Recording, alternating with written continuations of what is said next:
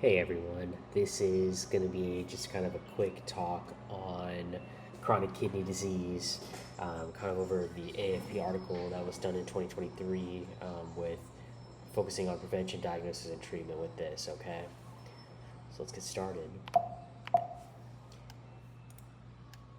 So, chronic kidney disease, what is it? So, a lot of times a lot of us kind of already know what chronic kidney disease is.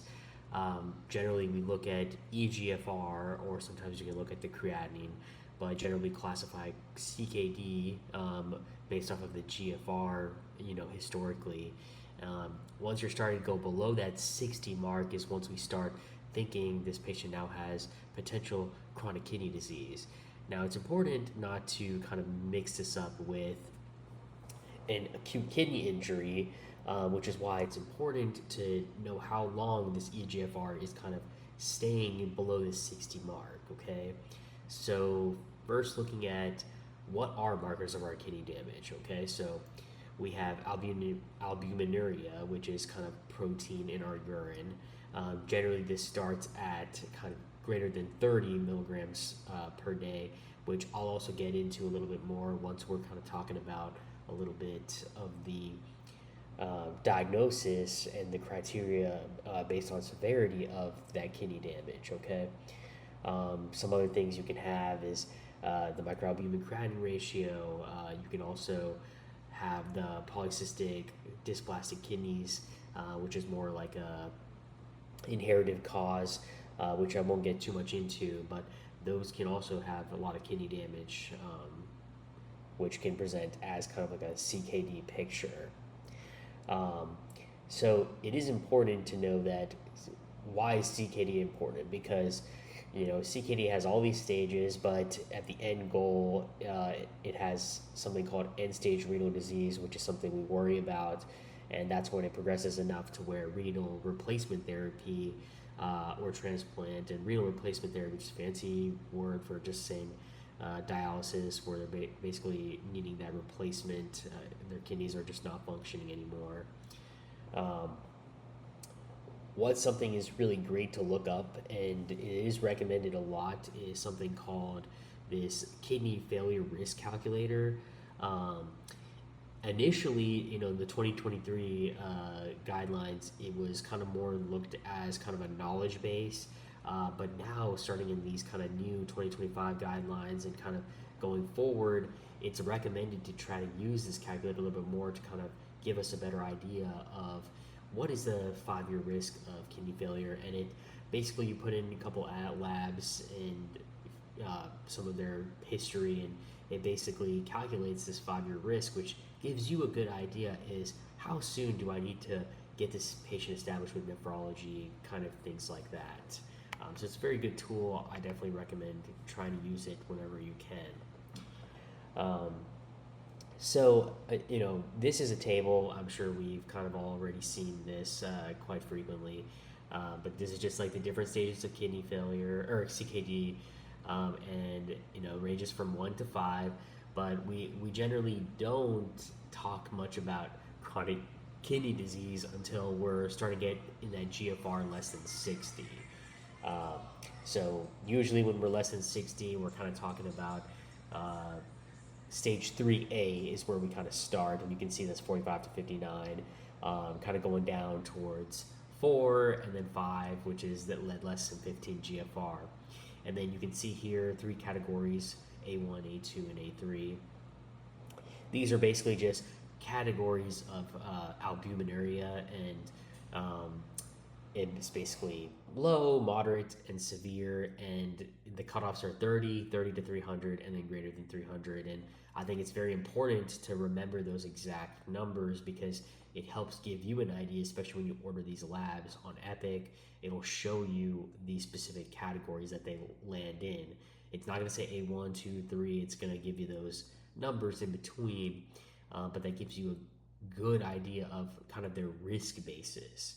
Um, and all you see here is like these very high, those kind of things. That is combined with the GFR and the category. What is their chance of going into kidney failure and needing renal replacement therapy? Okay. So testing, this is kind of important to talk about because GFR already calculated by Epic in our chart, which is very helpful, but it is really recommended to try to use MD-Calc, specifically this thing called CKD Epi, which is basically CKD epidemiology. It's a creatinine equation that doesn't incorporate race. It doesn't have that race variable, so it's a really helpful thing to incorporate for us. Um, this is actually really important to talk about because we have something called serum cystatin, which I personally have never really heard or used of, but this is basically something that's produced at a constant rate. It's independent of race, and it kind of helps confirm our eGFR in patients with CKD when we're not 100% sure. This is used most in that calculation, and the serum test is most accurate than either of them alone. And always keep in mind that this is not a great marker if you're in an acute kidney injury, but using that calculator like we talked about right before, and then using this serum test together is going to be the best way to diagnose if somebody has CKD. And although this article was based on 2023, the new KDIGO guidelines, which is just kidney disease improving global outcomes, is now recommending more of a routine use of the cystatin C to kind of confirm. So kind of more like thinking of it as like a basic lab routine, just adding it on, more as a diagnostic tool. Urine albumin creatinine ratio greater than the protein creatinine ratio. That just means we recommend using this more than the protein creatinine ratio. The reason why is because it's more accurate. It helps us gauge more. Protein creatinine ratio, we more use that in like signs of preeclampsia in our pregnant patients, but the microalbumin creatinine ratio is going to be a better marker for our protein damage that is the kidney damage that's spilling protein into the urine.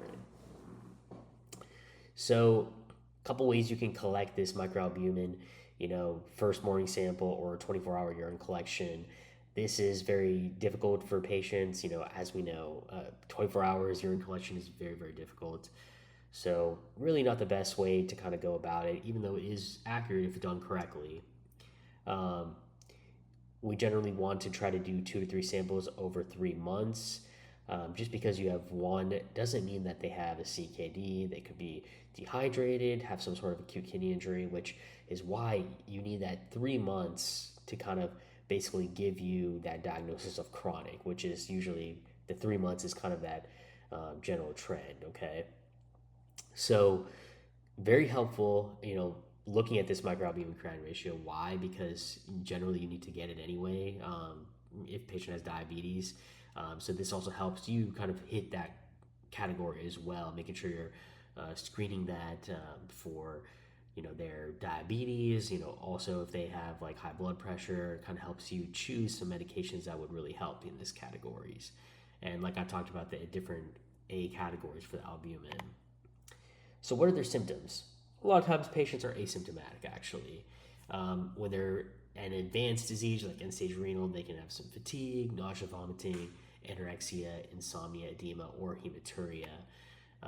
But usually your patients aren't really going to be complaining about it. It's more of kind of a incidental finding because it's a chronic process. Patients with acute kidney injury, you're going to have that kind of more symptomatic, presentation.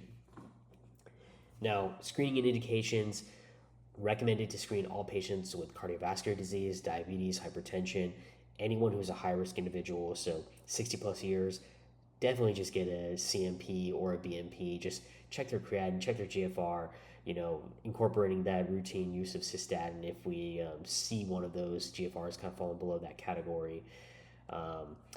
But very important, we kind of look at this and kind of just do that routine screening just because it is something preventable and we can make a difference. If they have a family history of kidney disease, history of ACI, history of preeclampsia. Like I said earlier with the preeclampsia, sometimes, preeclampsia has that lot amount of protein in that urine, so it is a marker of kidney damage as well. So etiology, why this is so important for us as primary care physicians is looking at it from a perspective of diabetes and hypertension. These are very common things that we take care of, and why I thought this would be a great topic for us to talk about as future, one more year to go. We're about to become attendings. We take care of diabetes, hypertension, chronic kidney disease. The best way to kind of control it is going to focus on treating those secondary causes and etiologies which cause that CKD in the first place. Okay, so diabetes and high blood pressure, although they are the most common causes of it, it is not cut in stone. That's just what it is. There are more things out there, so always keep a broad differential. Don't anchor down on just these two, because there definitely can be more. And this is just a list of some of the other things that can cause it. Keeping your differential broad, always keeping in mind, hepatitis can cause this, multiple myeloma, certain medications. Always reviewing their medication list, that helps as well. Making sure that none of those are causing any kidney injury, heart, cardiovascular, all of these things. Just kind of going through, and then the genetic, what we talked about, like autosomal dominant or polycystic kidney disease, those things. Okay, so initial workup, what do we want to do first? Okay, so diagnose from the previous criteria like we talked about. We start with those labs and imaging. Here's a little picture from the article that kind of shows what you generally want to try to start with. Get your microalbumin creatinine ratio, very good marker. A1C, looking for that diabetes. But again, with new guidelines, sometimes it's good to know diabetes and control it as best as we can. But some of the management doesn't even require a diagnosis of diabetes, and I'll get into that in a little bit. But still, controlling diabetes and blood pressure is going to be two main things. Lipid profile, I'll talk about statin medications in these as well. Renal ultrasound. Sometimes you can make this argument. You don't really have to do this as an initial management. Your electrolytes comes with a CMP, very good idea, and I'll get into that a little bit later, why that's important.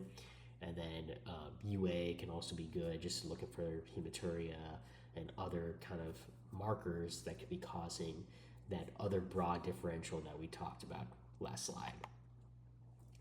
So here's kind of like a hallmark of how we should kind of go about it, initial management. We calculate that GFR, get that cystatin, get that microalbumin.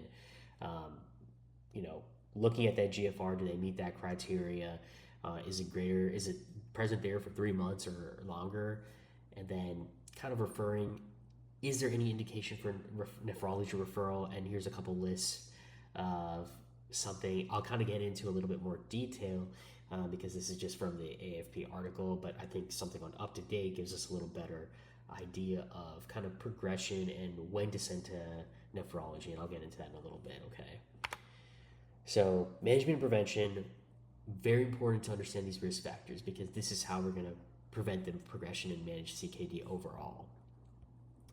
So lifestyle modifications is a very big thing, which I recommend in all patients, not just with CKD, but for specifically CKD, having a lower sodium diet, less than 2 to 2.3 grams per day, moderate intensity exercise, at least 150 minutes per week, preventing that smoking, counseling them on that all makes a big difference, because with smoking, you're not just, you're making cardiovascular, as well as the sodium, as well as the exercise, making cardiovascular and diabetes improvements, which ultimately helps prevent and manage CKD. Limiting your dietary protein, why this is important, just because you can kind of think protein kind of fills into the urine. Creatinine is also a marker, where you get a lot of muscle mass. So, don't overdo it in taking a lot of protein when you're in the CKD stage 3 or 4. Making sure you're very good hydration, if you're doing strenuous exercise, lots of exercise. If you're dehydrated, it can cause an AKI or, potential rhabdomyolysis. And as I've already said, treating the underlying comorbidities is going to be your best way to manage the CKD long term. Now, avoiding nephrotoxic drugs. This is very important. That's why I wanted to bring this up now that we are becoming backups on our ATS medicine rotation. It is very important, once you see that CKD, when you're reviewing their problem list, something should just click in your mind. Okay, this person has CKD. I need to think, do I need to renally dose all these medications or not? So always review that medication list on ATS, which I know all of us are probably already doing, but now that we're starting in our third year of residency, we just need to kind of take that step and initiative. I had done a week already, just starting out, and it's very easy for new interns to not really think about this. But now that we've kind of went through it and had backups teaching us, stopping any nephrotoxic medications if they're on AKI, renally dosing all medications because it's very easy to be missed. Because of polypharmacy, it's always a big problem. They're on so many medications, it's easy to miss because CKD is a gradual process and not everybody, reviews their medication list because it's tough to, a 15-minute appointment visit with their primary care. But, when they're admitted in office or even as us, we should try to do better and take initiative with our patients. What are some examples? DVT and stroke prophylaxis, those are very important. Do we need to renally dose that? So if they're getting that Lovenox 40 milligrams Q daily, we cut back to 30 milligrams. If they have kidney, CKD, we just cut back. Stroke prophylaxis, if they're on Eliquis, instead of 5 milligrams BID, we do 2.5 milligrams BID. There's also other criteria, not just their renal status, like if they're 80 years old or plus, other things that you want to incorporate too when you're deciding that. But just always watching, making sure we review that. Antibiotics, as we know, vancomycin hurts the kidneys very bad, so we need to make sure we renally dose those if needed. Can they receive IV contrast? And I have a slide coming up soon about this soon, but always remember they got CKD. Don't just shoot them up with a CTA or a lot of contrast that could hurt their kidneys overall. Just try to make sure that we don't do harm. That's kind of one of the main things. And one of our co-residents here kind of said that one of our main things as a backup is more making sure that nothing bad is happening. So making sure we don't give something bad to the patient. And then just like I said, medication list, looking at metformin, I'll talk about that in a second, but do I need to stop it, based on their GFR, Jardiance, gabapentin? I'll get into that in a little bit, okay? So hypertension and CKD. So lifestyle modifications, medication management, we already talked about. The guidelines actually recommended that, obviously our goal is always 140 over 90, getting less than that, but the target is actually systolic less than 120 because it shows a reduction in all-cause mortality. Now, these guidelines, they've been changing, it's always changing, so it's always good to keep up, but trying to get that stronger blood pressure control is what they recommend. And this is actually interesting and even more stressed in these new 2025 guidelines is moderate to severe albuminuria. So anything from 30 to 300 in the setting of diabetes and CKD should be treated with an ACE or an ARB. So if they have high blood pressure, you should always start them on an ACE and ARB. Always, watch their kidney function, watch their electrolytes, make sure we're not causing any harm to the patient, but this reduces the progression to end-stage renal disease. And then there's some studies of this, non-steroidal mineralocorticoid receptor antagonist. You can use, and it can reduce progression. But these are considering patients where we don't have much option. We still want some kidney benefit. You can use this on top of the ACE or ARB. Now, statin, very good question here. They recommend a statin if they're not on dialysis, they have CKD greater than 50 years old. Likely they're probably going to have some hyperlipidemia, but it is recommended regardless of them having diabetes or anything. If they have diabetes, you definitely probably want to have them on it anyway. But if they're greater than 50 or they're 18 to 49, but they have some risk factors like comorbidities, then we recommend starting a statin medication for stronger lipid control because that lowers that CVD risk. And again, just watching if they're in CKD stage 3 plus, starting a statin is the way to go. Now, diabetes, very important. Our target A1C is 6.5 to 8, kind of similar to just normally, but this just slows that progression.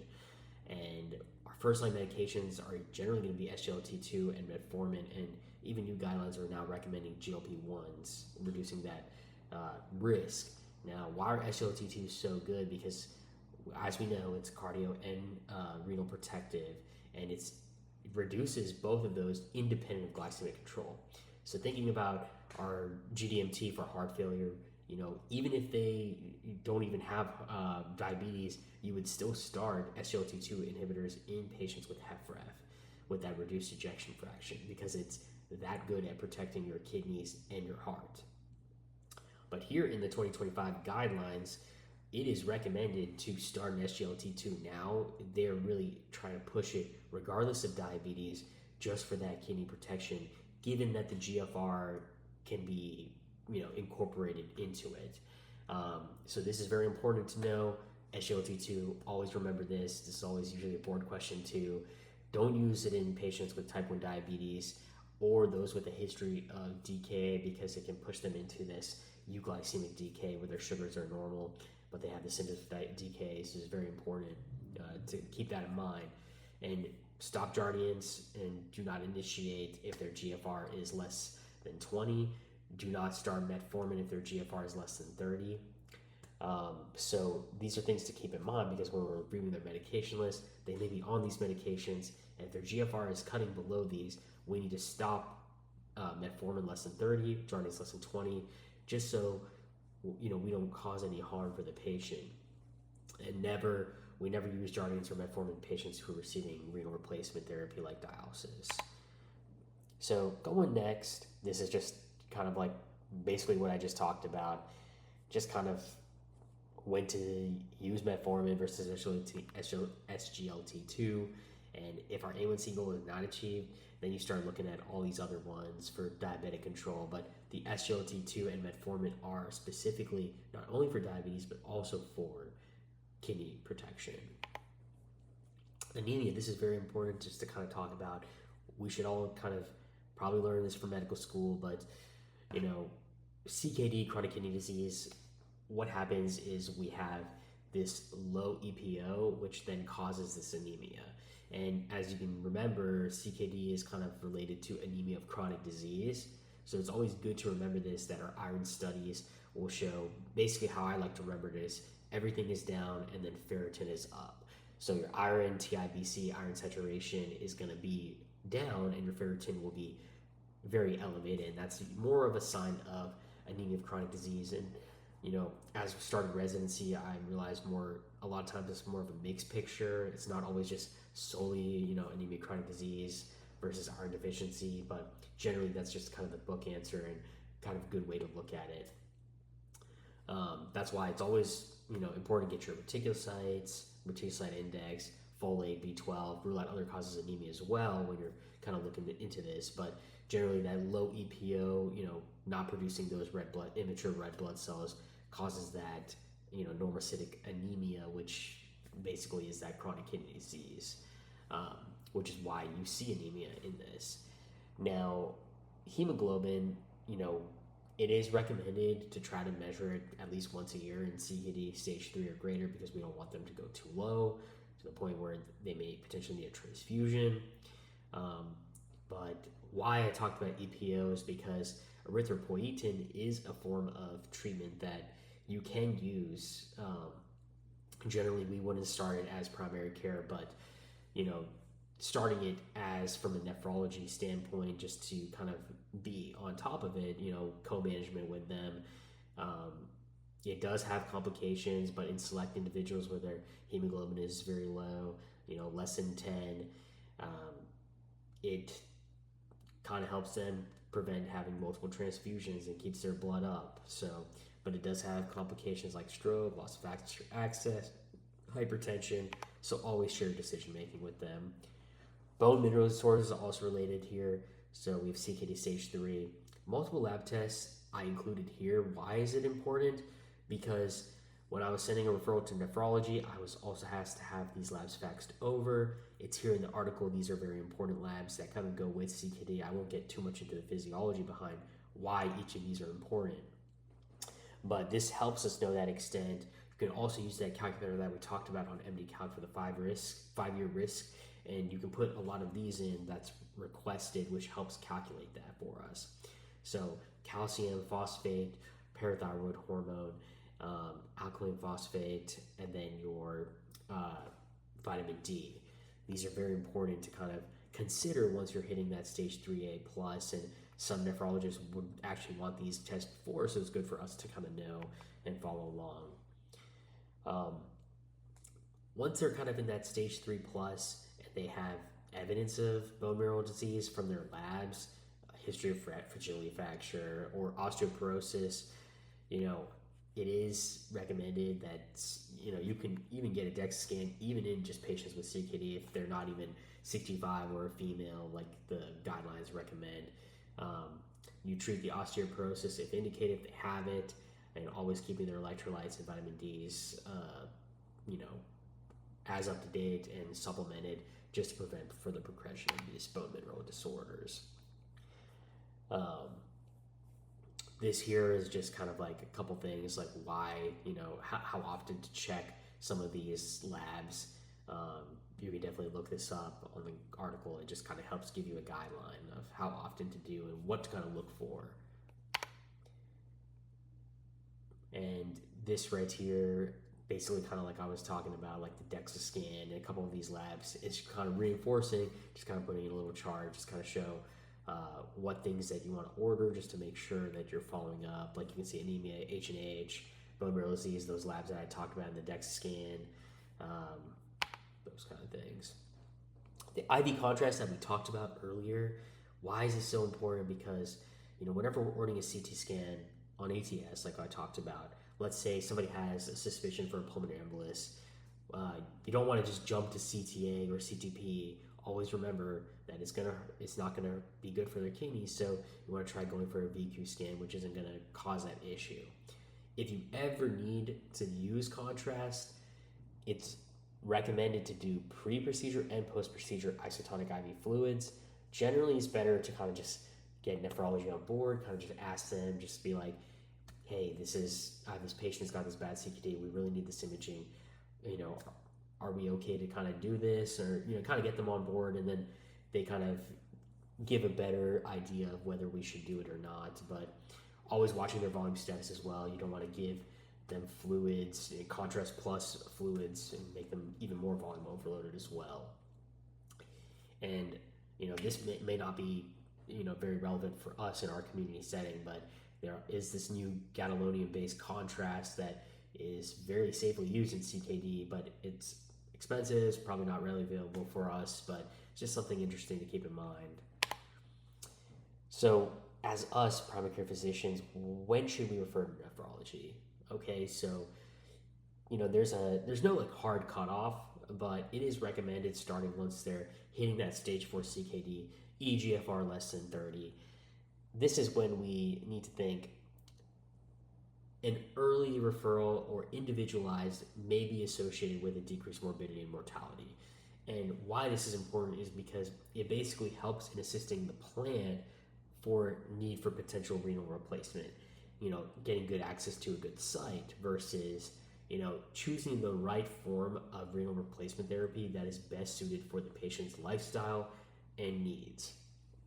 If we wait too long, like I said, you may not get that most optimal choice that you would have wanted. Co-management is going to be the key here because, whenever we send our patients out to referrals or specialists, it's not just, send them over and they'll just deal with it.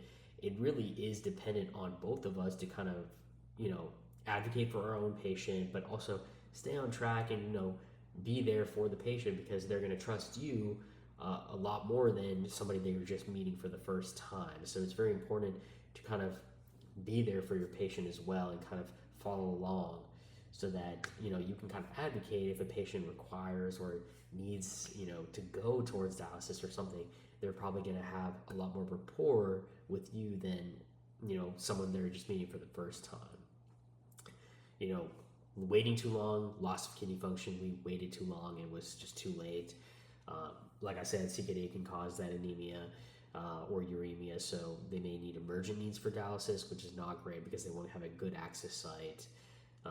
And then ultimately, just thinking about the long term, if they're having end-stage renal disease and it's not controlled, we're not getting assistance from a nephrologist, they may have multiple hospitalizations, increased costs overall for that patient, which is something to keep in mind, as from our primary care standpoint.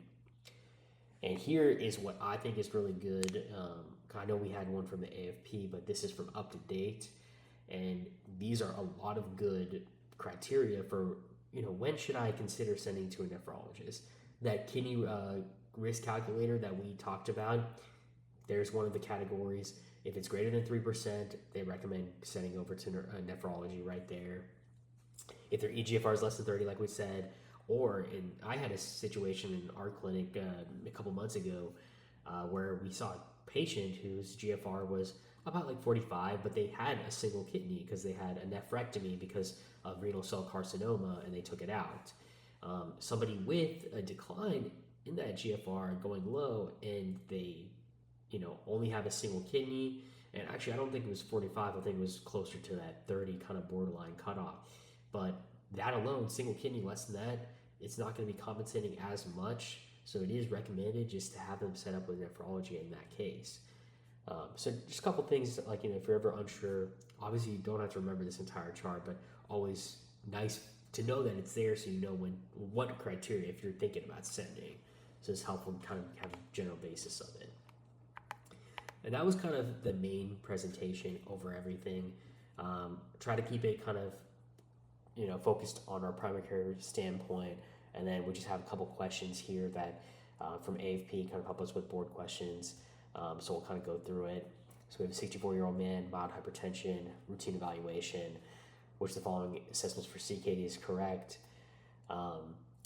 So answer here, just for skipping for time, is going to be our first choice, A.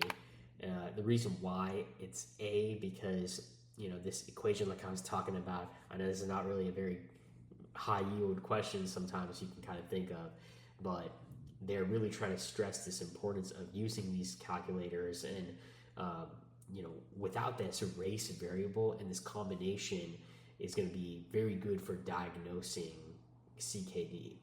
If you look at answer choice B, the urine albumin creatinine is reliable at levels greater than 30, not just 300. So that's why we're talking about that moderate category.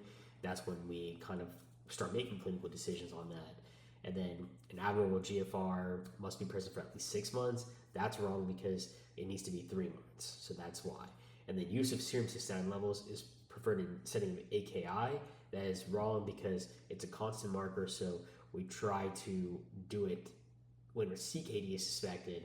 And it's now recommended to try to do it more routinely rather than, as, kind of like this diagnostic tool that was used in the past for like secondary diagnosis, but now it's more of using it for primary diagnosis.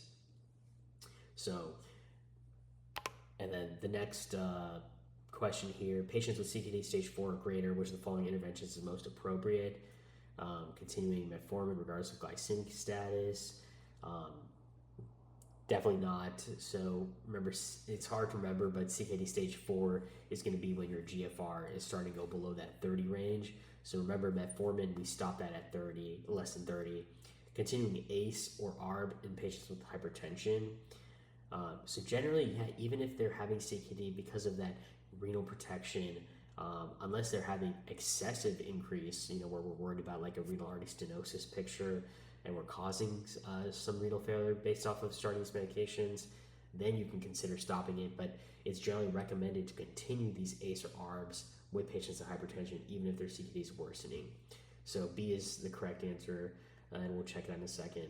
Administer calcium, we definitely don't do that. We try not to mess with that. And then radiologic assessment with IV contrast media.